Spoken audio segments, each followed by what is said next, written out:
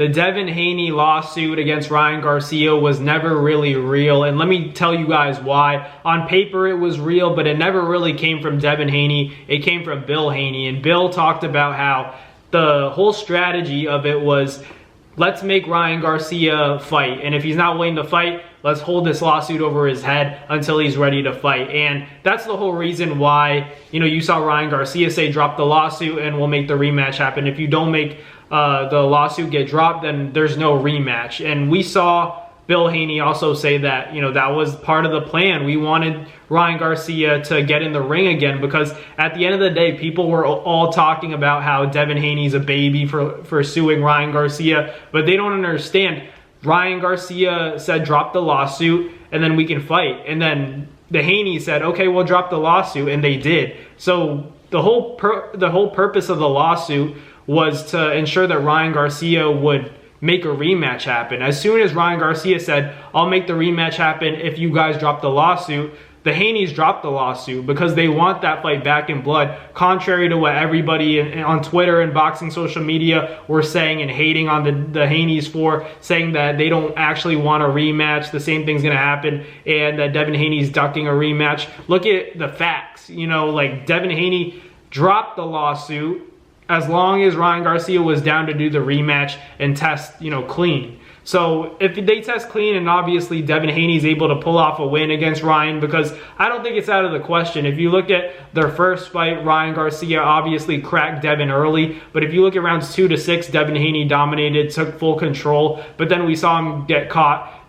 time and time again by that infamous left hook from Ryan Garcia. So if Devin makes the adjustments and is able to, make that round 2 to 6, make the rematch look just like that, I feel like he'll be cruising to a decision. But it's a big if, because Ryan Garcia's left hook is difficult to anticipate and telegraph because Ryan spams the shot. So if a guy's spamming a shot and he can throw that left hook from any angle at any time, that makes him 10 times as dangerous, and Devin Haney has to be very aware of that. Devin's dad even said that they picked Jose Ramirez because Jose also has a good left hook to the body, left hook to the head. It's not as, God-gifted as Ryan Garcia's left hook is, but it's still a glimpse of what they're going to see against Ryan Garcia. So, we could say, that Ryan Garcia versus Devin Haney is a landslide, that Ryan's going to win again, but I wouldn't be too sure because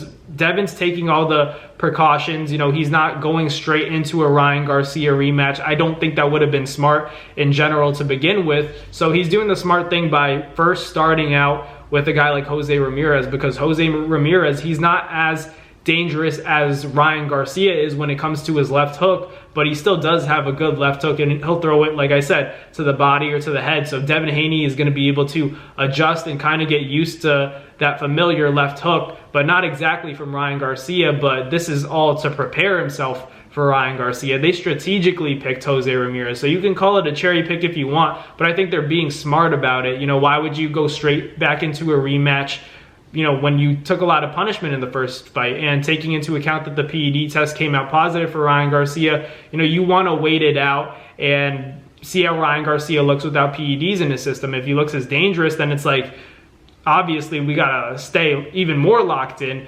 But for Devin Haney, I feel like people should put more respect on his name, because everybody made a big deal about the lawsuit. And then at the end of the day, if you really look at it, and if you're really intelligent, that Devin Haney dropping the lawsuit when Ryan Garcia agreed to a rematch, that gives you all the proof right there that Devin Haney's not afraid to fight Ryan Garcia again. All he wants is an even playing field, and as long as he's given that, he dropped the lawsuit against Ryan. He just wants to fight and get it back in blood, which is what everybody was saying he was afraid to do. So I feel like people need to start respecting Devin Haney and understand that, he's still a very talented fighter. I still think he could be really successful at 147 eventually when he makes that move up to welterweight. But at this point, I still expect him to beat Jose Ramirez. I think he's going to be, back to his old self, but it's all about how he reacts to getting cracked for the first time. He could, beat Jose Ramirez rounds 1 to 10, but if he gets cracked in the 11th, that changes the whole fight, and it's all about his chin. So we'll see how he holds up against Jose Ramirez, but let me know what you guys think down below. Thank you guys for watching. Like, comment, and subscribe. I'll catch you guys on the next Nabs Boxing video. Peace.